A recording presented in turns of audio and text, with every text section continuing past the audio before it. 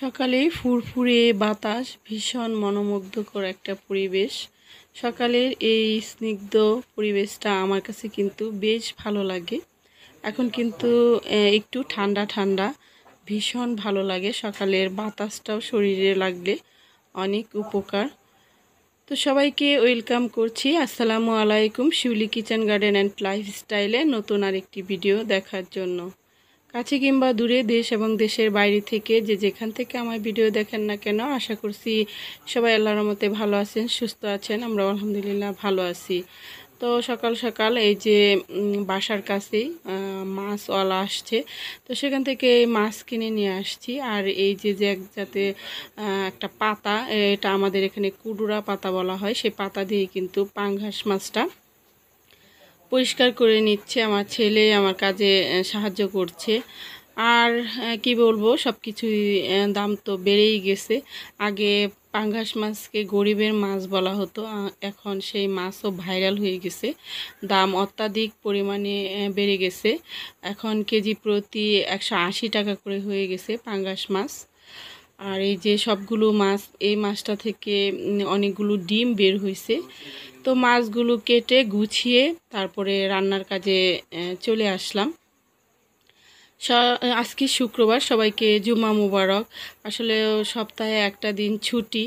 তো ছুটি বলতে কোনো ছুটি নেই, কাজ যেন শেষই হতে চায় না। কাজ করতে করতে একটার পর একটা কাজ বের হতে থাকে।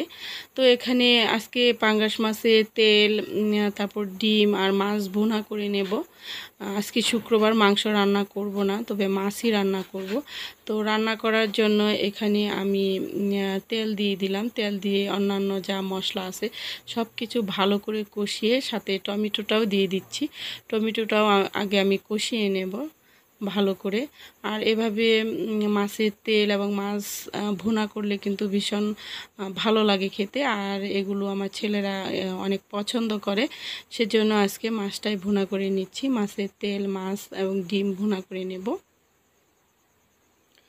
তো সবাইকে পুনরায় সেই রিকোয়েস্টটা করে নেই, যারা এখনও লাইক দেননি প্লিজ একটি লাইক দিয়ে সম্পূর্ণ ভিডিওটা দেখার চেষ্টা করবেন। আর সবাইকে অনুরোধ জানাচ্ছি যে আসলেও টানাটানি বা কাটাকাটি না করে, ভিডিও না দেখে কমপক্ষে 3 মিনিট বা 5 মিনিট ভিডিওটা দেখে যেন কমেন্ট করেন। আসলে কি বলবো, এগুলো সব সময় বলা হয় না, বলতে বলতে এখন আর ভালো লাগে না এগুলো বলতে। তারপরে সবার কাছে অনুরোধ করছি সম্পূর্ণ ভিডিওটা কন্টিনিউ করার, কমপক্ষে 5 মিনিট হলেও দেখবেন, দেখে একটা সুন্দর কমেন্ট করবেন। তো এই যে এখানে মাছটা এবং মাছের ডিম এগুলো সব কিছু দিয়েই কিন্তু আমি মাছটা রান্না করে নিচ্ছি। এখন অতি ছোট ছোট ভিডিওই কিন্তু ছাড়ি, তেমন একটা বড় ভিডিও ছাড়া হয় না। তবে আজকের ভিডিওটা একটু বড় হয়ে গেছে। তো মাছটা নেড়ে চেড়ে আমি কিন্তু রান্না করে নেব। মাছটা ভালো করে মশলার সাথে মিশিয়ে ঢেকে রান্না করে নেব। তো এখানে কিন্তু অফ ক্যামেরায় আমি ধনেপাতা দিয়ে দিছি, এগুলো বিলেতি ধনেপাতা। তো মাছটা আমার রান্না প্রায় হয়ে গেছে, এখন কিন্তু নামিয়ে নেব। আর এই গরমে কিন্তু যেমন মাটির জগে পানি রাখলে ঠান্ডা থাকে, তেমনি কিন্তু মাটির পাত্রে যদি আমরা তরকারি, ভাজা এগুলো যদি সব মাটির পাত্রে রাখি তাহলে কিন্তু অনেকক্ষণ ভালো থাকে এবং টেস্টটাও কিন্তু ঠিকঠাক থাকে। তো আমার মাছটা কিন্তু রান্না হয়ে গেছে, এখন কিন্তু মাছটা আমি নামিয়ে নিছি, পাঙ্গাস মাছ ভুনা করে নিছি। আর এখন মিষ্টি কুমড়া ভাজি করে নেব। এই যে মিষ্টি কুমড়াটাও আমি কালো জিরা ফোড়ন এবং পেঁয়াজ দিয়ে কিন্তু মিষ্টি কুমড়াটা ভাজি করে নিচ্ছি। এখানে কিন্তু অন্য কোনো মশলা ইউজ করব না, একদম সিম্পল একটা মিষ্টি কুমড়া ভাজা। এটা খেতে কিন্তু ভীষণ মজা, গরমের মধ্যে কোনো মশলা ছাড়াই কিন্তু এই মিষ্টি কুমড়াটা আমি ভাজা করে নিচ্ছি। শুধু এখানে কাঁচামরিচ, পেঁয়াজ এবং কালো জিরা দিয়েই কিন্তু মিষ্টি কুমড়াটা ভাজা করছি। এখানে আমি পরিমাণ মতো লবণ দিয়ে দিচ্ছি। গরমের মধ্যে যত সিম্পল এবং রান্নাঘরে যত কম সময় থাকা যায় ততটাই ভালো।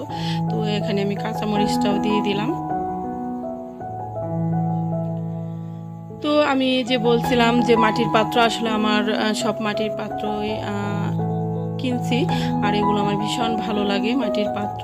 তো অনেক দিন ধরে আমি এগুলো শুকিয়ে তুলে রাখছিলাম। তো এখন ভালো করে পরিষ্কার করে নিচ্ছি। আজকে আমি এগুলোর মধ্যে সুন্দর করে তরকারি রাখবো। আর এর মধ্যে মাটির পাত্রে কিন্তু তরকারি রাখলে এর খাদ্যর গুণাগুণ কিন্তু ঠিকঠাক থাকে এবং ভালো থাকে। তো এজন্য আমি এগুলো এক পাশে ভাজিটা বসিয়ে দিয়ে কিন্তু এগুলো পরিষ্কার করে নিচ্ছি।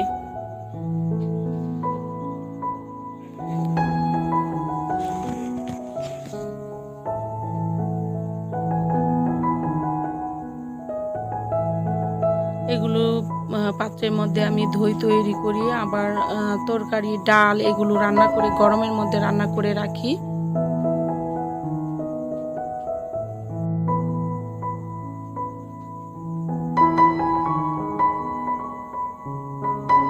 তো মাটির পাত্রগুলো আমার ধোয়া শেষ। এখন কিন্তু আমি মাটির পাত্রের মধ্যে এই যে প্লেটটা এটাও বের করে নিচ্ছি, এটার মধ্যে ভাজি রাখবো সেজন্য।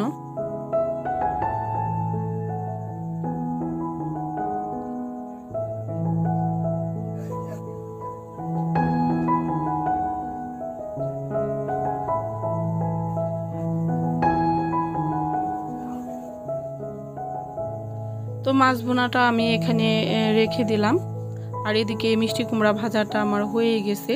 তো এই মিষ্টি কুমড়া ভাজাটা আপনারা ইচ্ছে করলে অল্প পরিমাণে, যারা চিনি পছন্দ করেন চিনি দিয়ে দিবেন। আমি কিন্তু অফ ক্যামেরায় অল্প পরিমাণে হালকা একটু চিনি দিয়ে দিছি, যেহেতু মিষ্টি কুমড়াটা তেমন একটা মিষ্টি না।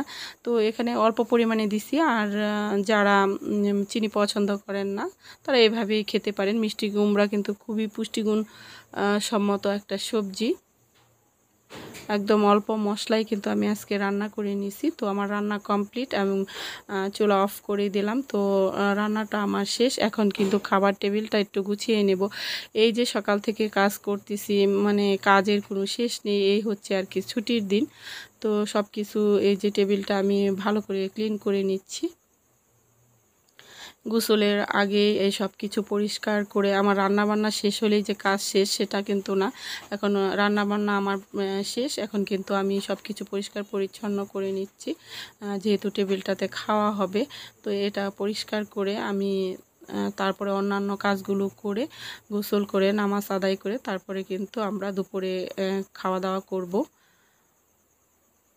আসলেও আমাদের ছুটি নেই। আমরা যতই বলি শুক্রবার ছুটির দিন আর কি, ঘরের কাজ করতে করতে একদম সন্ধ্যা।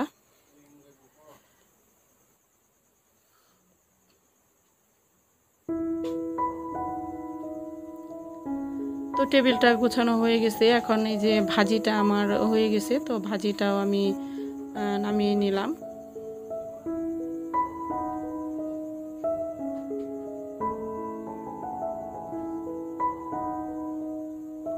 আর এদিকে এই যে অতিরিক্ত দেখেন অনেকগুলো বাসন কুসনি জমে গেছে। তো সিংয়ের মধ্যে এগুলো আমি রেখে দিছি, এগুলো তাৎক্ষণিক পরিষ্কার করে নেব। এগুলো ধুয়ে মুছে পরিষ্কার করে সিনটাও মেজে পরিষ্কার করে নেব।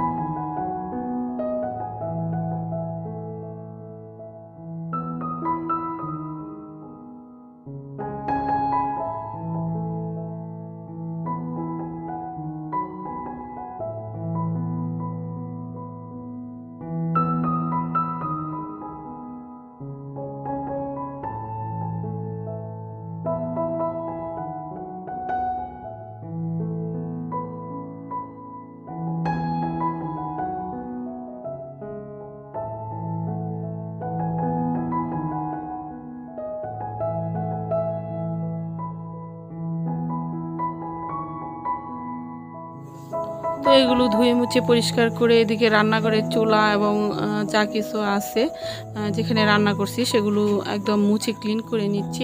তাৎক্ষণিক এগুলো রান্নার সাথে সাথে মুছে পরিষ্কার করে নিলে কিন্তু কাজ একদম সুন্দর হয়ে যায়, আর না হলে এলোমেলো থাকলে ভালো লাগে না। তো এগুলো আমি আজকে মশলা ব্লেন্ডার করে নিয়েছি 2-1 দিন চলার জন্য, আমার 4 দিন চলে যাবে। তো মশলাটাও আমি গুছিয়ে নরমাল ফ্রিজে রেখে দেবো।